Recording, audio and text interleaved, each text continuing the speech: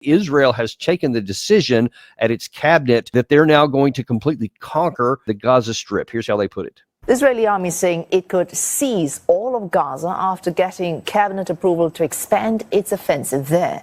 The IDF has begun calling up tens of thousands of reservists.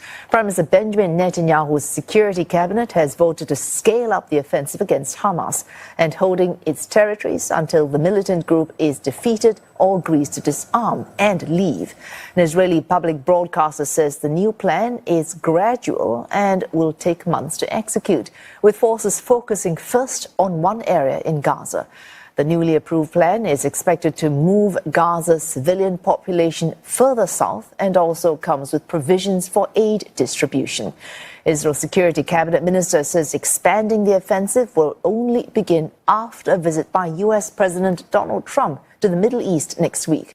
If you don't understand what the definition of the other side's win is, I'm not sure this is going to have much success. And in fact, let me just point blank ask, is there a path to military victory here with this plan? Well, I think the Palestinians are fighting since 1940, 48, or even 47, in fact. And they haven't given up their willingness to fight against illegal seizure of territory. And the problem here is that, first of all, Israel tends to rely exclusively on military force, and I would say even violence, we could say, to have a victory. And that's since the beginning. There is not, the whole thing started in 1947. And in 1947, at the General Assembly on the 29th of November, the General Assembly adopted Resolution 181 that asked to create, that opened the opportunity to create two states. But those two states were supposed to be subject to referendums. And because the Arabs you had more Arabs than Jews at that time in Palestine, the Jews who were probably better trained, because a lot of those Jews came from serving in the British Army, they decided to conquer the territory by force instead of relying on referendums. And that's the reason why, since 1947, they have taken territory. Before even they even thought about, I mean, they never thought about having a referendum. And when and in the memoirs of David Ben-Gurion, you can read that as the state of Israel was declared independent in the 14th of May 1948, Ben-Gurion writes that at that time they had gained even more territory than the territory or what was planned or proposed in the Resolution 181 of the UN General Assembly, meaning that, in fact, they had taken all the territory by force. So there is not a single square meter of Israel which has not been taken by force. What we have today, the borders of Israel, we know, are not even defined by Israel, by the way. We have also to understand that Israel is the only country in the world that has not defined its own borders.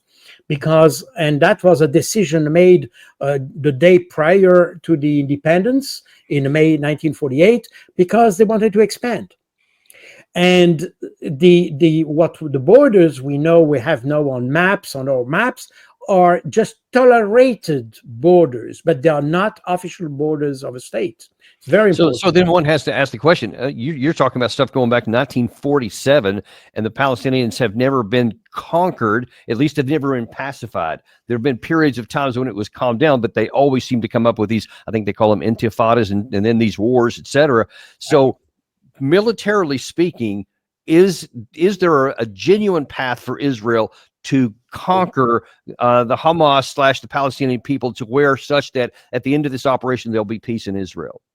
Well, the problem is that the resistance will continue to live where it is. I mean, in the last 18 months or so, they tried to eradicate Hamas. And in fact, they noticed that they have only killed a fraction of Hamas. And in fact, it has grown since October 2023, meaning that you cannot address an insurgency exclusively by destruction. And the problem is they can do it only because Western countries allow that, despite all the declaration of the International Court of Justice, the International Criminal Court, and despite all this, our governments have not reacted to that, and that allows Israel to continue to use violence to destroy. And at the end, the problem is, in such a situation, the only outcome, the possible outcome or the possible solution for Israel is to eradicate completely the Palestinian populations, because you will always have a resistance that will say, I mean, since 1947, you have probably 2 or 3 generations that have been there. And when you see the young Palestinians who died or fight today, they are in their early 20s, meaning that if you Right.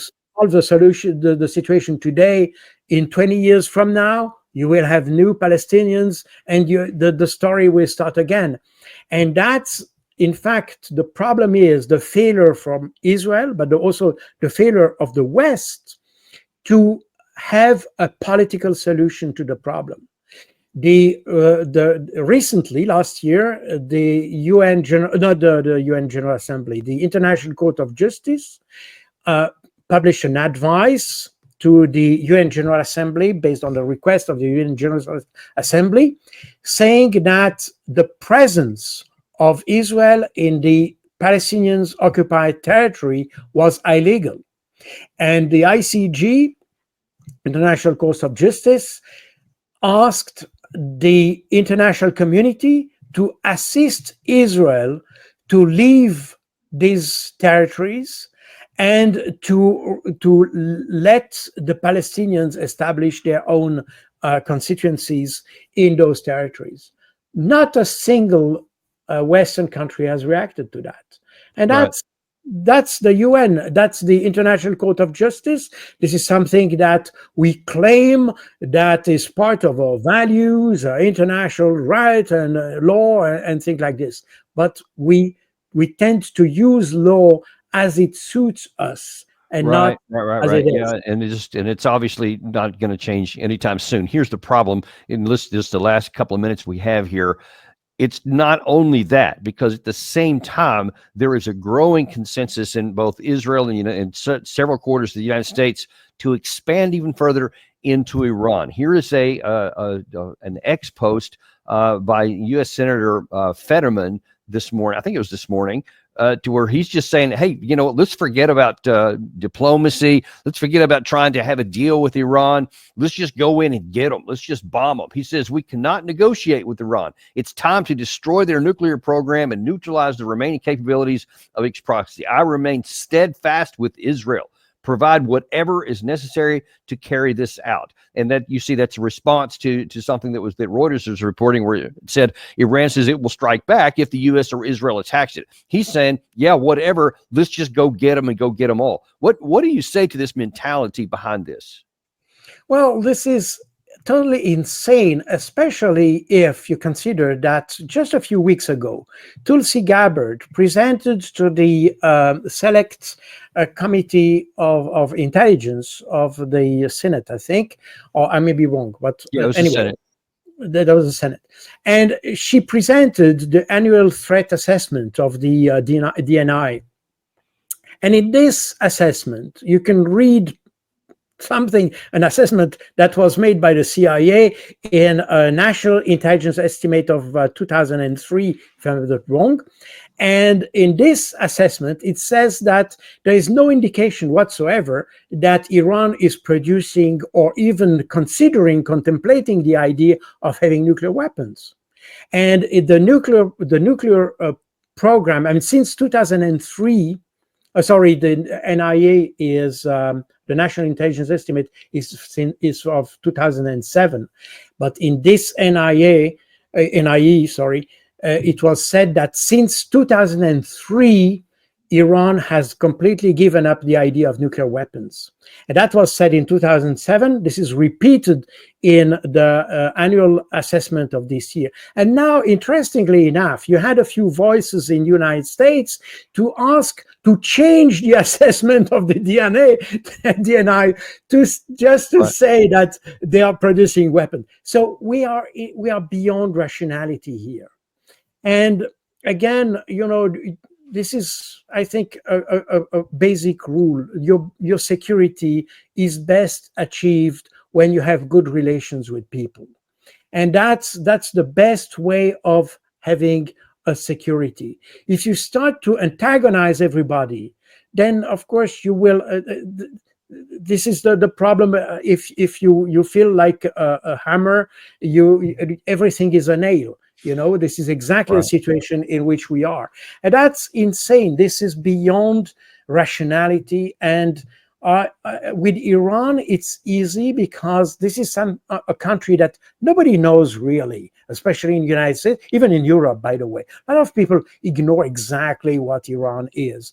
When you know Iranians, you see that this is a country which is very much pro-Western, which is very much Pacific, but the Iranians have not, the borders of Iran have not changed since the 18th century. So why would they attack Israel? They have no border issues with Israel. They have nothing. So why is that still considered as a threat? The problem is that the Israeli government makes every effort to have the US involved in the Middle East again. And for that reason, they portray always Iran as an existential threat to Israel. But this is a fake threat, definitely. Right. And that would be extremely easy to deal with that threat if Israel would simply just accept the hand of the Iranians. They have said many times they're ready to talk. And there is no issues between the two countries. There's not. That's why it's maddening. But it just looks, there's too many voices that just seem obsessed with having a war. And if they keep going on like this, then God help us all, but I think they may succeed. And I have to leave it there for right now. I'm afraid I've got to break contact and head to another engagement that I have right now. We went up against it. Sorry to cut you off on that like that. Really, really appreciate it. This has been a power-packed hour we've had with you. Really appreciate it. Thanks very much for coming on. Thank you for inviting me. Thanks. And we'll see you this afternoon with Doug McGregor at 2 p.m. And believe me, you don't want to miss that one. He's got some great things to say and some very interesting things that you may not have seen that happened over the weekend. Be sure and tune in today at 2 o'clock on the Daniel Davis Deep Dive.